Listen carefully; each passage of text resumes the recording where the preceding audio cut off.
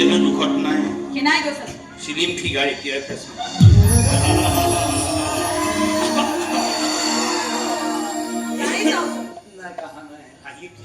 আহিবিলাক ইয়াত চামাৰি নৌকে কাহলটো ৰূপান্তৰ হৈছে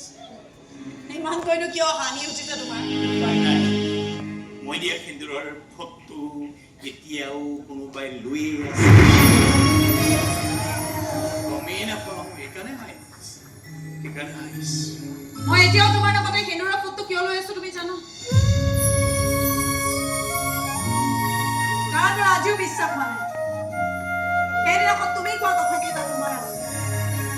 এতিয়া এই মুহূৰ্তটো মোৰ মনটোৱে কৈ থাকে যে সেইদিনাখন তুমি কোৱা কথাকেইটা তোমাৰ নাছিল তোমাক যে কোনোবাই শিকাইহে দিছিল আৰু তুমি কৈ দিছিলা আমি কথা নকবা কোনে শিকাব কোনে আছে মোৰ ঘৰত মোৰতো আছে হা কোন আছে তোমাৰ মাৰা আছে মাৰা দেউতাই কথা নাজানে না আৰু দেউতাওতো আছে মোৰ দেউতা থাকিলে কি দেউতাই শিকাব নেকি ফালতু মানুহ হয় ডাঙৰ মানুহ এইবিলাক কথা শিকাব নেকি দেউতাই মোক ক'ব নেকি যদি ছোৱালীজনী ভালকে ৰখাব নোৱাৰো ঘৰত দি থৈ যা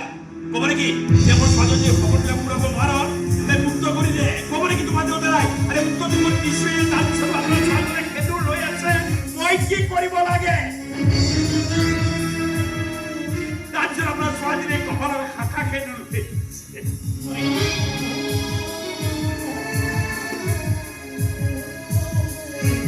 শুনিবলৈ মন যায় দেউতাৰা ইমান দিনে মই ভাবি আছিলো তুমি এটা ঠগ তুমি এটা প্ৰতাৰক প্ৰপঞ্চক বিশ্বাসঘাতক কিন্তু আজিহে গম পালো জানা তুমি আচলতে এটা মস্ত হাকিবা মোৰ প্ৰেম মোৰ বিশ্বাস মোৰ ভাল পোৱাক তুমি বৰ বেয়াকৈ ফাঁকি মাৰিলা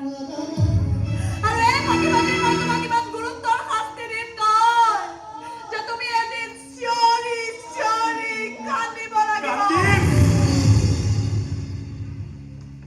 চিঞৰি চিঞৰি কান্দি আৰু কম মোক শাস্তি দিয়া